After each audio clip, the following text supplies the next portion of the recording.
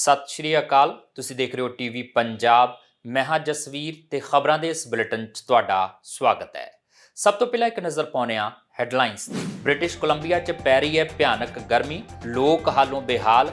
ਕਈ ਸ਼ਹਿਰਾਂ ਨੇ ਖੋਲੇ ਕੂਲਿੰਗ ਸੈਂਟਰ। ਕੈਲਗਰੀ 'ਚ ਵੀ ਤਾਪਮਾਨ ਲਗਭਗ 30 ਡਿਗਰੀ ਸੈਲਸੀਅਸ ਰਹਿਣ ਦੀ ਭਵਿੱਖਬਾਣੀ। ਕੰਜ਼ਰਵੇਟਿਵ ਆਗੂ ਪੀਅਰ ਪੋਲੀਏਵਰ ਦਾ ਦਾਅਵਾ, ਵਰਲਡ ਇਕਨੋਮਿਕ ਫੋਰਮ ਮੜਨਾ ਚਾਹੁੰਦੀ ਹੈ ਖੁਦ ਮੁਖਤਿਆਰ ਸਰਕਾਰਾਂ ਉੱਤੇ ਆਪਣਾ ਏਜੰਡਾ। ਪੋਲੀਏਵਰ ਦਾ ਵਾਅਦਾ, ਉਹਨਾਂ ਦਾ ਕੋਈ ਵੀ ਮੰਤਰੀ ਇਸ ਫੋਰਮ ਦੀ ਇੰਟਰਨੈਸ਼ਨਲ ਕਾਨਫਰੰਸ 'ਚ ਨਹੀਂ ਲਵੇਗਾ ਹਿੱਸਾ। ਸਰਕਾਰ ਦਾ ਨਵਾਂ ਕੈਨੇਡੀਅਨ ਇਮੀਗ੍ਰੇਸ਼ਨ ਪ੍ਰੋਗਰਾਮ ਹੋਵੇਗਾ REP, ਜਿਸ ਦਾ ਉਦੇਸ਼ ਸਕਾਰਾਤਮਕ ਲੇਬਰ ਮਾਰਕੀਟ ਇੰਪੈਕਟ ਅਸੈਸਮੈਂਟ, ਇਤਿਹਾਸ ਵਾਲੇ ਮਾਲਕਾਂ ਲਈ ਅਸਥਾਈ ਵਿਦੇਸ਼ੀ ਕਰਮਚਾਰੀਆਂ ਦੀ ਭਰਤੀ ਨੂੰ ਸਰਲ ਬਣਾਉਣਾ। ਪਿਕਰਿੰਗ 'ਚ ਇਕੱਠੇ ਹੋ ਕੇ ਲੋਕਾਂ ਵੱਲੋਂ ਫੋਰਟ ਸਰਕਾਰ ਨੂੰ ਫਾਰਮਲੈਂਡ ਤੇ ਗ੍ਰੀਨ ਬੈਲਟ ਦੇ ਹੋਰਨਾਂ ਇਲਾਕਿਆਂ ਉੱਤੇ ਡਿਵੈਲਪਮੈਂਟ ਨਾ ਕਰਨ ਦੀ ਅਪੀਲ। ਮੁਜ਼ਾਹਰਾਕਾਰੀ ਕਿੰਗਸਟਨ ਰੋਡ ਉੱਤੇ ਸਥਿਤ ਪ੍ਰੋਵਿੰਸ਼ੀਅਲ ਵਿੱਤ ਮੰਤਰੀ ਪੀਟਰ ਬੈਥਲਨ ਫੈਲਵੀ ਦੇ ਆਫਿਸ ਦੇ ਬਾਹਰ ਹੋਏ ਇਕੱਠੇ। ਬ੍ਰਿਟਿਸ਼ ਕੋਲੰਬੀਆ 'ਚ ਇਸ ਵੇਲੇ ਪੈ ਰਹੀ ਭਿਆਨਕ ਗਰਮੀ ਕਾਰਨ ਲੋਕ ਹਾਲੋਂ ਬੇਹਾਲ ਹੋਏ ਪਏ ਨੇ। ਜੰਗਲੀ ਅੱਗ ਤੇ ਲਗਾਤਾਰ ਸੋਕੇ ਵਿਚਾਲੇ ਸੂਬੇ 'ਚ ਲਗਾਤਾਰ ਚੱਲਣ ਵਾਲੀ ਗਰਮੀ ਦੀ ਇਹ ਲਹਿਰ ਰਿਕਾਰਡ ਤੋੜਨ ਵਾਲੀ ਹੈ। ਸੂਬੇ ਦੇ ਕਈ ਸ਼ਹਿਰਾਂ ਨੇ ਕੂਲਿੰਗ ਸੈਂਟਰ ਖੋਲ੍ਹ ਦਿੱਤੇ ਨੇ ਤੇ ਪ੍ਰਸ਼ਾਸਨ ਵੱਲੋਂ ਲੋਕਾਂ ਨੂੰ ਇਹ ਅਪੀਲ ਕੀਤੀ ਜਾ ਰਹੀ ਹੈ ਕਿ ਉਹ ਜਿੱਥੇ ਵੀ ਨੇ ਇਹਨਾਂ 'ਚ ਰਾਹਤ ਲੈਣ। ਕੈਨੇਡਾ ਦੇ ਬ੍ਰਿਟਿਸ਼ ਕੋਲੰਬੀਆ 'ਚ ਇਸ ਵੇਲੇ ਪੈ ਰਹੀ ਭਿਆਨਕ ਗਰਮੀ ਕਾਰਨ ਲੋਕ ਹਾਲੋਂ ਬੇਹਾਲ ਹੋਏ ਪਏ ਨੇ ਤੇ ਗਰਮੀ ਦਾ ਇਹ ਸਿਲਸਿਲਾ ਅਜੇ ਕੁਝ ਦਿਨ ਹੋਰ ਇਸੇ ਤਰੀਕੇ ਨਾਲ ਰਹਿਣ ਵਾਲਾ ਹੈ। ਵਾਤਾਵਰਣ ਅਤੇ ਜਲਵਾਯੂ ਪਰਿਵਰਤਨ ਕੈਨੇਡਾ ਮੁਤਾਬਕ ਇਸ ਹਫ਼ਤੇ ਬ੍ਰਿਟਿਸ਼ ਕੋਲੰਬੀਆ ਦੇ ਦੱਖਣੀ ਤੱਟ ਤੇ ਤਾਪਮਾਨ 30 ਡਿਗਰੀ ਸੈਲਸੀਅਸ ਜਾਂ ਇਸ ਦੇ ਆਸ-ਪਾਸ ਰਹਿਣ ਵਾਲਾ ਹੈ, ਜਿਹੜਾ ਕਿ ਸਾਲ ਦੇ ਇਸ ਸਮੇਂ ਔਸਤ ਤੋਂ ਕਾਫੀ ਵੱਧ ਹੈ। ਰਿਕਾਰਡ ਤੋੜਨ ਵਾਲੀ ਜੰਗਲੀ ਅੱਗ ਤੇ ਲਗਾਤਾਰ ਸੋਕੇ ਵਿਚਾਲੇ ਸੂਬੇ 'ਚ ਲਗਾਤਾਰ ਚੱਲਣ ਵਾਲੀ ਗਰਮੀ ਦੀ ਇਹ ਲਹਿਰ ਰਿਕਾਰਡ ਤੋੜਨ ਵਾਲੀ ਹੈ। ਵਾਤਾਵਰਣ ਤੇ ਜਲਵਾਯੂ ਪਰਿਵਰਤਨ ਕੈਨੇਡਾ ਦੇ ਮੌਸਮ ਵਿਗਿਆਨੀ ਟੈਰੀ ਲੈਂਗ ਨੇ ਕਿਹਾ ਹੈ ਕਿ ਅਸਲ 'ਚ ਸਾਡੇ ਕੋਲ ਕੋਈ ਲੰਬੀ ਜਾਂ ਵਿਸਥਾਰਤ ਗਰਮੀ ਦੀ ਘਟਨਾ ਨਹੀਂ ਹੈ, ਇਸ ਲਈ ਅਸੀਂ ਇਸ ਨੂੰ ਖਤਰੇ ਦੀ ਘੰਟੀ ਮਹਿਸੂਸ ਕਰ ਰਹੇ ਹਾਂ। ਸੂਬੇ ਦੇ ਕਈ ਸ਼ਹਿਰਾਂ ਨੇ ਕੂਲਿੰਗ ਸੈਂਟਰ ਤੱਕ ਖੋਲ੍ਹ ਦਿੱਤੇ ਨੇ ਤੇ ਪ੍ਰਸ਼ਾਸਨ ਵੱਲੋਂ ਲੋਕਾਂ ਨੂੰ ਇਹ ਅਪੀਲ ਕੀਤੀ ਜਾ ਰਹੀ ਹੈ ਕਿ ਉਹ ਜਿੱਥੇ ਵੀ ਹਨ ਇਹਨਾਂ 'ਚ ਰਾਹਤ ਲੈਣ। ਹਾਲਾਂਕਿ ਇਸ ਮੌਸਮ ਨੂੰ ਅਧਿਕਾਰਕ ਤੌਰ ਤੇ ਹੀਟ ਐਮਰਜੈਂਸੀ ਨਹੀਂ ਐਲਾਨਿਆ ਗਿਆ, ਪਰ ਫਿਰ ਵੀ ਤਾਪਮਾਨ ਦਾ ਇਹ ਵਾਧਾ ਬਜ਼ੁਰਗਾਂ ਸਮੇਤ ਕਮਜ਼ੋਰ ਲੋਕਾਂ ਲਈ ਖਤਰਨਾਕ ਹੋ ਸਕਦਾ ਹੈ। ਇਸ ਬਾਰੇ 'ਚ ਗੱਲਬਾਤ ਕਰਦਿਆਂ ਸੀਨੀਅਰ ਨਾਗਰਿਕਾਂ ਦੇ ਵਕੀਲ ਈਸੋਬੇਲ ਮੈਕੈਂਜੀ ਨੇ ਕਿਹਾ ਹੈ ਕਿ ਗਰਮੀਆਂ ਦੀਆਂ ਇਹ ਲਹਿਰਾਂ ਬਜ਼ੁਰਗਾਂ ਲਈ ਹੀਟ ਐਮਰਜੈਂਸੀ ਹੋ ਸਕਦੀਆਂ ਨੇ, ਖਾਸ ਤੌਰ ਤੇ ਉਹਨਾਂ ਲਈ ਜਿਹੜੇ ਅਪਾਰਟਮੈਂਟਾਂ ਜਾਂ ਫਿਰ ਕਮਰਿਆਂ 'ਚ ਰਹਿੰਦੇ ਨੇ।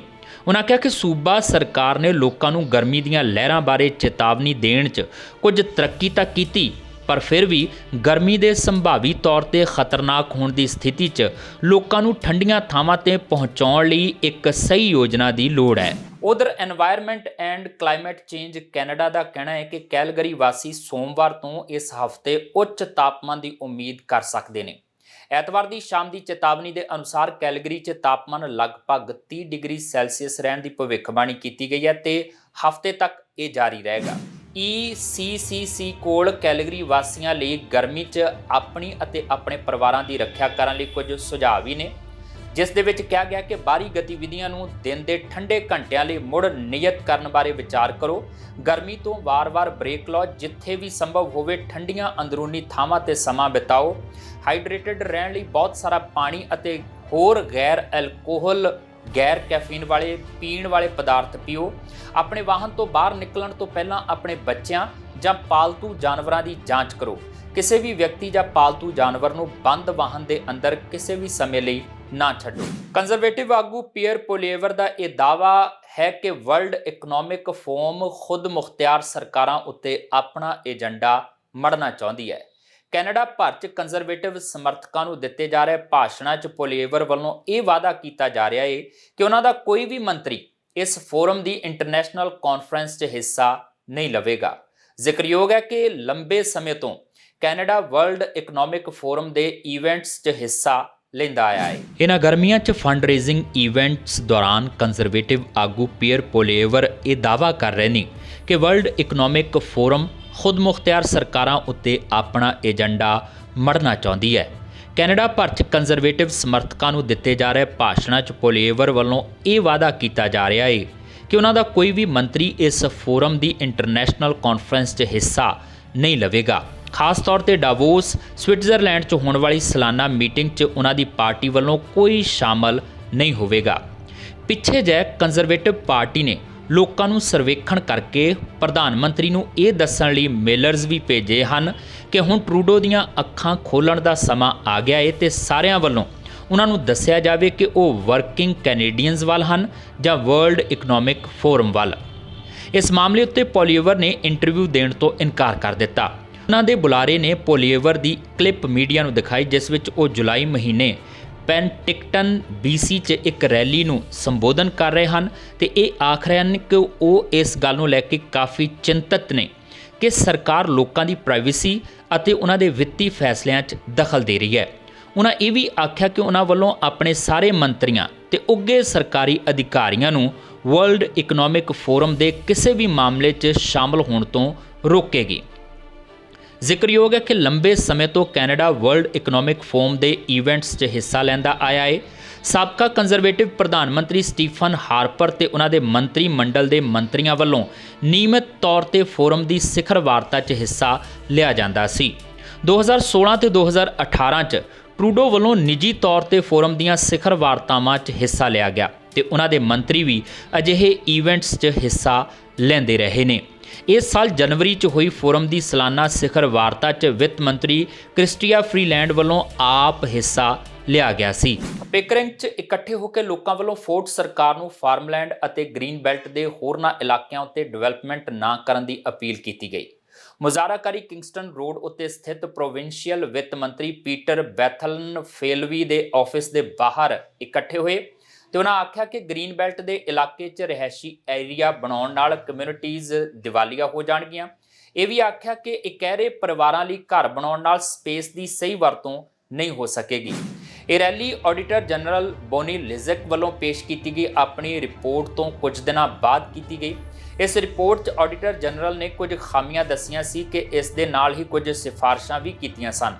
ਇਸ ਉੱਤੇ ਪ੍ਰੀਮੀਅਰ ਡਗ ਫੋਰਡ ਨੇ ਆਖਿਆ ਸੀ ਕਿ ਜ਼ਮੀਨ ਦੀ ਚੋਣ ਕਰਨ ਦੀ ਪ੍ਰਕਿਰਿਆ 'ਚ ਕੁਝ ਖਾਮੀਆਂ ਹੋ ਸਕਦੀਆਂ ਨੇ ਪਰ ਕਿਸੇ ਨੂੰ ਵੀ ਖਾਸ ਲਾਹਾ ਨਹੀਂ ਪਹੁੰਚਾਇਆ ਗਿਆ।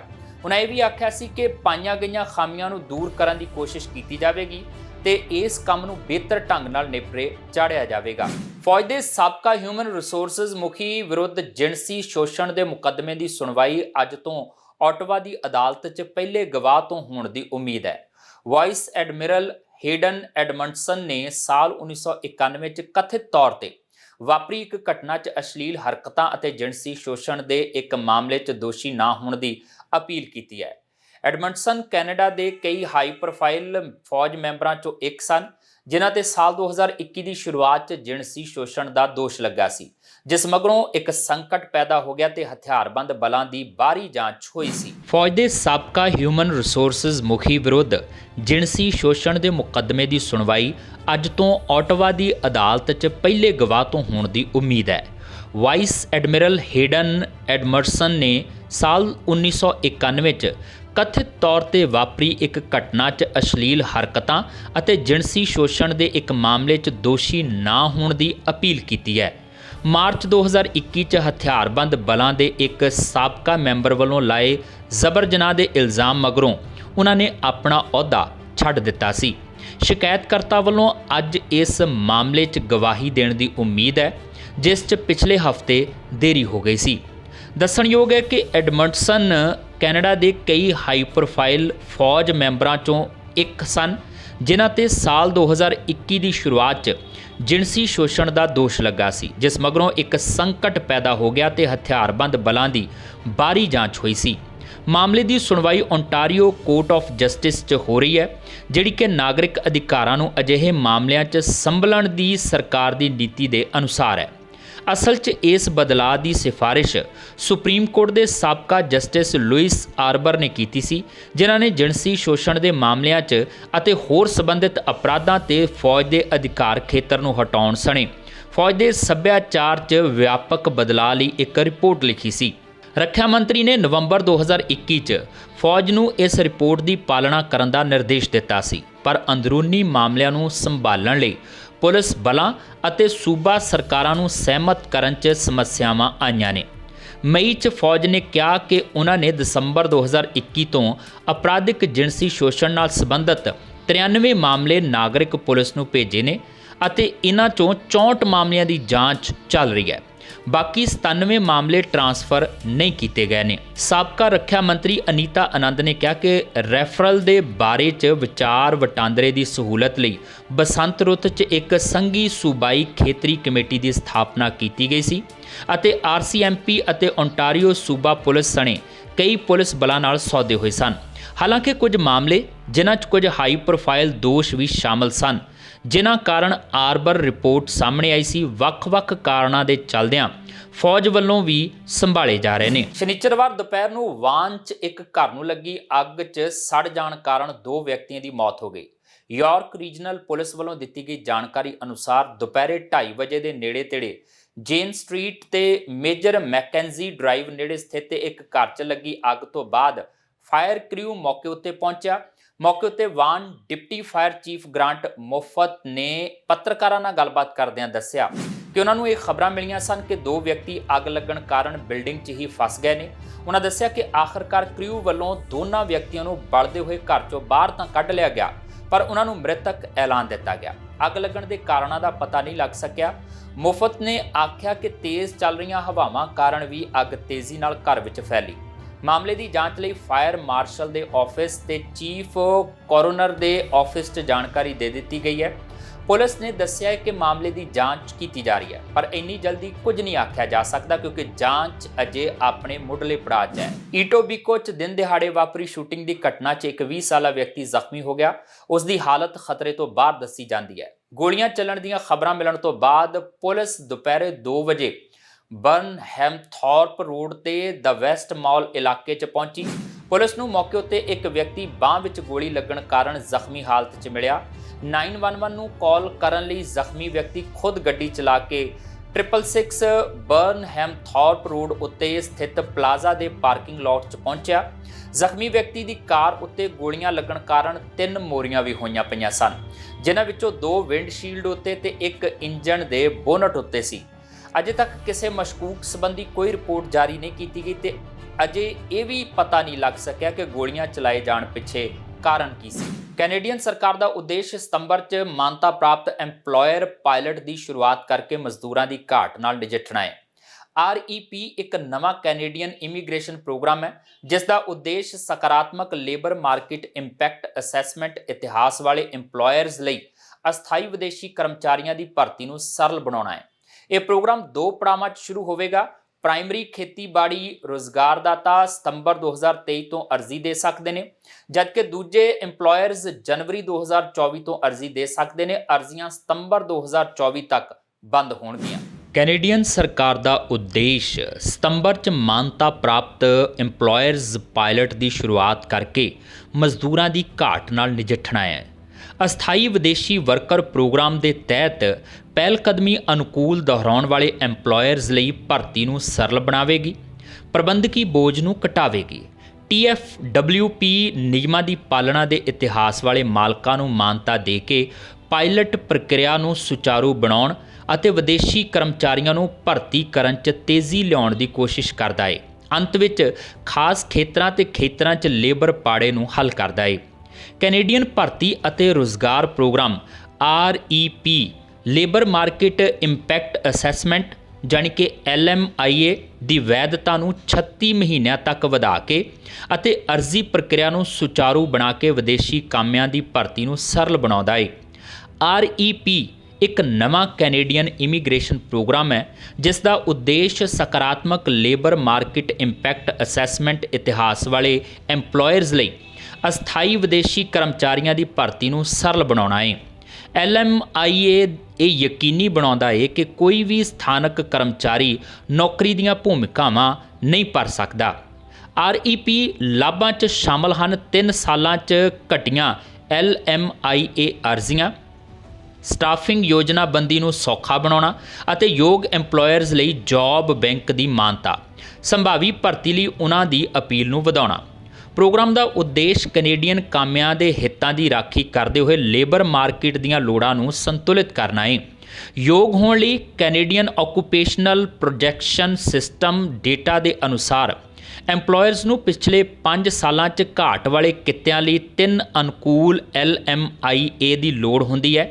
ਇਹ ਪ੍ਰੋਗਰਾਮ 2 ਪੜਾਵਾਂ 'ਚ ਸ਼ੁਰੂ ਹੋਵੇਗਾ। ਪ੍ਰਾਇਮਰੀ ਖੇਤੀਬਾੜੀ ਰੁਜ਼ਗਾਰਦਾਤਾ ਸਤੰਬਰ 2023 ਤੋਂ ਅਰਜ਼ੀ ਦੇ ਸਕਦੇ ਨੇ, ਜਦਕਿ ਦੂਜੇ ਐਮਪਲੋਇਰਸ ਜਨਵਰੀ 2024 ਤੋਂ ਅਰਜ਼ੀ ਦੇ ਸਕਦੇ ਨੇ।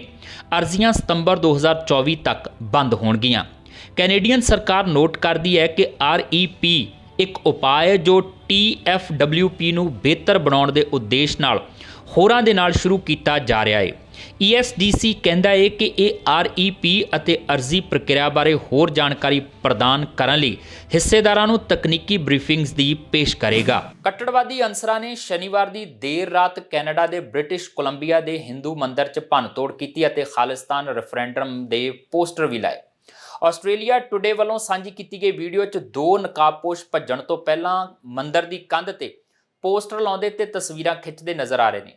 ਮੰਦਰ ਦੇ ਗੇਟ ਤੇ ਲਾਏ ਪੋਸਟਰ 'ਚ ਹਰਦੀਪ ਸਿੰਘ ਨਿੱਜਰ ਦੀ ਤਸਵੀਰ ਵੀ ਹੈ, ਜਿਸ ਦੀ ਇਸ ਸਾਲ ਜੂਨ 'ਚ ਗੁਰਦੁਆਰੇ ਦੇ ਬਾਹਰ ਗੋਲੀਆਂ ਮਾਰ ਕੇ ਹੱਤਿਆ ਕਰ ਦਿੱਤੀ ਗਈ ਸੀ। ਇਸ ਸਾਲ ਅਪ੍ਰੈਲ 'ਚ ਕੈਨੇਡਾ ਦੇ ਓਨਟਾਰੀਓ 'ਚ ਵਿੰਡਸਰ 'ਚ ਸਵਾਮੀ ਨਾਰਾਇਣ ਮੰਦਰ ਤੇ ਭਾਰਤ ਵਿਰੋਧੀ ਤਸਵੀਰ ਬਣਾਈ ਗਈ ਸੀ। ਇਸ ਤੋਂ ਪਹਿਲਾਂ ਫਰਵਰੀ 'ਚ ਕੈਨੇਡਾ ਦੇ ਮਿਸੀਸਾਗਾ 'ਚ ਰਾਮ ਮੰਦਰ ਨੂੰ ਨਿਸ਼ਾਨਾ ਬਣਾਇਆ ਗਿਆ ਸੀ। ਟੋਰਾਂਟੋ ਸਥਿਤ ਭਾਰਤੀ ਕੌਂਸੂਲੇਟ ਜਨਰਲ ਦੇ ਦਫ਼ਤਰ ਨੇ ਮੰਦਰ 'ਚ ਕੀਤੀ ਭੰਨਤੋੜ ਦੀ ਨਿਖੇਧੀ ਕਰਦਿਆਂ ਕੈਨੇਡੀਅਨ ਅਥਾਰਟੀਜ਼ ਨੂੰ ਇਸ ਘਟਨਾ ਦੀ ਜਾਂਚ ਕਰਨ ਤੇ ਸਾਜ਼ਿਸ਼ ਘਾੜਿਆਂ ਖਿਲਾਫ ਸਖਤ ਕਾਰਵਾਈ ਕਰਨ ਲਈ ਕਿਹਾ ਹੈ। ਅਮਰੀਕਾ 'ਚ 70 ਭਾਰਤੀਆਂ ਨੇ ਮਾਲਕਾਂ ਵੱਲੋਂ ਕੀਤੀ ਗਈ ਧੋਖਾਦੇਹੀ ਕਾਰਨ H1B ਵੀਜ਼ਾ ਦੇਣ ਤੋਂ ਇਨਕਾਰ ਕਰਨ ਲਈ ਅਮਰੀਕੀ ਸਰਕਾਰ ਖਿਲਾਫ ਮੁਕੱਦਮਾ ਦਾਖਲ ਕੀਤਾ ਹੈ। ਵਾਸ਼ਿੰਗਟਨ 'ਚ ਸੰਘੀ ਜ਼ਿਲ੍ਹਾ ਅਦਾਲਤ 'ਚ ਇਸ ਹਫ਼ਤੇ ਦਾਖਲ ਮੁਕੱਦਮੇ 'ਚ ਕਿਹਾ ਗਿਆ ਹੈ ਕਿ ਡਿਪਾਰਟਮੈਂਟ ਆਫ ਹੋਮਲੈਂਡ ਸਿਕਿਉਰਿਟੀ ਨੇ ਭਾਰਤੀ ਗ੍ਰੈਜੂਏਟਾਂ ਨੂੰ ਜਾਇਜ਼ ਕਾਰੋਬਾਰ 'ਚ ਰੁਜ਼ਗਾਰ ਦੇ ਬਾਵਜੂਦ H1 ਸਪੈਸ਼ਲ ਬਿਜ਼ਨਸ ਵੀਜ਼ਾ ਦੇਣ ਤੋਂ ਇਨਕਾਰ ਕਰ ਦਿੱਤਾ। ਸ਼ਿਕਾਇਤ ਮੁਤਾਬਕ ਕਾਲਜਾਂ ਤੇ ਯੂਨੀਵਰਸਿਟੀਆਂ ਦੇ ਵਿਦੇਸ਼ੀ ਗ੍ਰੈਜੂਏਟਾਂ ਤੇ ਇੱਕ ਸਿਖਲਾਈ ਪ੍ਰੋਗਰਾਮ ਰਾਹੀਂ ਨੌਕਰੀ ਕਰ ਰਹੇ ਭਾਰਤੀ ਗ੍ਰੈਜੂਏਟਾਂ ਨੂੰ ਜਵਾਬ ਦੇਣ ਦਾ ਮੌਕਾ ਦਿੱਤੇ ਬਿਨਾਂ ਉਹਨਾਂ ਨੂੰ ਕਾਰੋਬਾਰਾਂ ਦੇ ਨਾਲ ਉਹਨਾਂ ਦੇ ਸਬੰਧ ਲਈ ਗਲਤ ਤਰੀਕੇ ਨਾਲ ਸਜ਼ਾ ਦਿੱਤੀ ਗਈ। ਮੁਕੱਦਮੇ 'ਚ ਸ਼ਾਮਲ ਭਾਰਤੀਆਂ ਨੇ ਐਂਡਵਿਲ technologies, Age Tech Technologies LLC, Integra Technologies LLC ਅਤੇ ਵਾਇਰ ਕਲਾਸ ਟੈਕਨੋਲੋਜੀਜ਼ LLC ਲਈ ਕੰਮ ਕੀਤਾ ਸੀ। ਉਹਨਾਂ ਦਾ ਕਹਿਣਾ ਸੀ ਕਿ ਹਰੇਕ ਕੰਪਨੀ ਨੂੰ OPT ਵਿੱਚ ਹਿੱਸਾ ਲੈਣ ਲਈ ਮਨਜ਼ੂਰੀ ਦਿੱਤੀ ਗਈ ਹੈ। ਨਾਲ ਹੀ ਰੁਜ਼ਗਾਰ ਵੈਰੀਫਾਈ ਪ੍ਰੋਗਰਾਮ ਰਾਹੀਂ E-ਵੈਰੀਫਾਈ ਕੀਤਾ ਗਿਆ ਸੀ।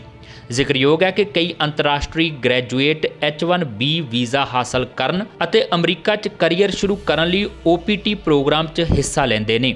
DHS ਨੇ ਸਰਕਾਰ, ਸਕੂਲਾਂ ਤੇ ਵਿਦੇਸ਼ੀ ਵਿਦਿਆਰਥੀਆਂ ਨੂੰ ਧੋਖਾ ਦੇਣ ਵਾਲੀਆਂ ਕੰਪਨੀਆਂ ਦੀਆਂ ਯੋਜਨਾਵਾਂ ਦਾ ਬਾਅਦ 'ਚ ਖੁਲਾਸਾ ਕੀਤਾ। ਬਲੂਮਬਰਗ ਲਾ ਨੇ ਸ਼ਿਕਾਇਤ ਦਾ ਹਵਾਲਾ ਦਿੰਦੇ ਹੋਏ ਕਿਹਾ ਕਿ ਹਾਲਾਂਕਿ ਵਿਦਿਆਰਥੀਆਂ ਦਾ ਪੱਖ ਲੈਣ ਦੀ ਥਾਂ DHS ਨੇ ਬਾਅਦ 'ਚ ਉਹਨਾਂ ਤੇ ਪਾਬੰਦੀ ਲਾਉਣ ਦੀ ਮੰਗ ਕੀਤੀ, ਜਿਵੇਂ ਕਿ ਉਹ ਸਹਿ ਸਾਜ਼ਿਸ਼ਕਾਰ ਸਨ ਤੇ ਜਾਣਬੁੱਝ ਕੇ ਧੋਖਾਦੇਹੀ 'ਚ ਹਿੱਸਾ ਲਿਆ ਸੀ। ਅਮਰੀਕਾ ਦੇ ਮਿਸ਼ੀਗਨ ਰਾਜ 'ਚ ਇੱਕ 에ਅਰ ਸ਼ੋਅ ਦੌਰਾਨ ਕ੍ਰੈਸ਼ ਹੋਣ ਵਾਲੇ ਲੜਾਕੂ ਜਹਾਜ਼ 'ਚੋਂ 2 ਲੋਕ ਸੁਰੱਖਿਅਤ ਬਾਹਰ ਨਿਕਲ ਗਏ। ਸ਼ਾਮ 4 ਵਜੇ ਤੋਂ ਥੋੜ੍ਹੀ ਦੇਰ ਬਾਅਦ ਫੈਡਰਲ ਏਵੀਏਸ਼ਨ ਐਡਮਿਨਿਸਟ੍ਰੇਸ਼ਨ ਨੇ ਕਿਹਾ ਹੈ ਕਿ ਐਤਵਾਰ ਸ਼ਾਮ ਨੂੰ 2 ਯਾਤਰੀਆਂ ਨੇ ਯਪਸੀਲਾਂਟੀ ਸ਼ਹਿਰ ਦੇ ਨੇੜੇ ਵਿਲੋ ਰਨ 에ਅਰਪੋਰਟ ਦੇ ਦੱਖਣ 'ਚ MiG-23 ਲੜਾਕੂ ਜਹਾਜ਼ ਤੋਂ ਪੈਰਾਸ਼ੂਟ ਕੀਤਾ ਅਤੇ ਬੇਲੇਵਿਲ ਝੀਲ ਵਿੱਚ ਉਤਰੇ। ਵੇਨ ਕਾਉਂਟੀ 에ਅਰਪੋਰਟ ਅਥਾਰਟੀ ਨੇ ਇੱਕ ਬਿਆਨ 'ਚ ਕਿਹਾ ਹੈ ਕਿ ਦੋਵਾਂ ਵਿੱਚੋਂ ਕਿਸੇ ਨੂੰ ਵੀ ਗੰਭੀਰ ਸੱਟਾਂ ਨਹੀਂ ਲੱਗੀਆਂ, ਪਰ ਸਾਵਧਾਨੀ ਵਜੋਂ ਦੋਨਾਂ ਨੂੰ ਹੀ ਸਥਾਨਕ ਹਸਪਤਾਲ ਲਿਜਾਇਆ ਗਿਆ। ਅਥਾਰਟੀ ਨੇ ਕਿਹਾ ਕਿ ਹਵਾਈ ਜਹਾਜ਼ ਨੇੜਲੇ ਅਪਾਰਟਮੈਂਟ ਕੰਪਲੈਕਸ ਦੀ ਪਾਰਕਿੰਗ ਲਾਟ 'ਚ ਹਾਦਸਾਗ੍ਰਸਤ ਹੋ ਗਿਆ ਅਤੇ ਬੇਕਾਬੂ ਵਾਹਨਾਂ ਨੂੰ ਟੱਕਰ ਮਾਰ ਦਿੱਤੀ। ਅਥਾਰਟੀ ਨੇ ਕਿਹਾ ਕਿ ਇਸ ਦੇ ਨਤੀਜੇ ਵਜੋਂ ਅਪਾਰਟਮੈਂਟ ਕੰਪਲੈਕਸ 'ਚ ਇੱਕ NP ਜ਼ਖਮੀ ਹੋ ਗਿਆ। 에ਅਰ ਸ਼ੋਅ ਦੇ 2 ਦਿਨ ਦੇ ਪ੍ਰੋਗਰਾਮ ਦੇ ਥੰਡਰ ਓਵਰ ਮਿਸ਼ੀਗਨ ਦੇ ਆਯੋਜਕਾਂ ਨੇ ਕਿਹਾ ਕਿ ਉਹ ਸਥਿਤੀ ਤੋਂ ਬਾਅਦ ਸ਼ੋਅ ਨੂੰ ਬੰਦ ਕਰ ਦੇਣਗੇ, ਪਰ ਹੋਰ ਵੇਰਵੇ ਸਾਂਝੇ ਨਹੀਂ ਕੀਤੇ। ਉਹਨਾਂ ਕਿਹਾ ਕਿ ਕਿਰਪਾ ਕਰਕੇ ਸਬਰ ਰੱਖੋ, ਕਿਉਂਕਿ ਅਸੀਂ ਖੇਤਰ ਦੇ ਆਲੇ ਦੁਆਲੇ ਟ੍ਰੈਫਿਕ ਨੂੰ ਨਿਯੰਤਰਿਤ ਕਰਦੇ ਹਾਂ। ਘਟਨਾ ਦੀ ਜਾਂਚ FAA ਅਤੇ ਨੈਸ਼ਨਲ ਟਰਾਂਸਪੋਰਟੇਸ਼ਨ ਸੇਫਟੀ ਬੋਰਡ ਵੱਲੋਂ ਕੀਤੀ ਜਾਵੇਗੀ। ਇਹ ਸਨ ਹੁਣ ਤੱਕ ਦੀਆਂ ਖਬਰਾਂ ਤੇ ਇਸ ਦੇ ਨਾਲ ਹੀ ਆਪਣੇ ਜਸਵੀਰ ਨੂੰ ਦਿਓ ਇਜਾਜ਼ਤ। ਦੇਖਦੇ ਰਹੋ TV ਪੰਜਾਬ।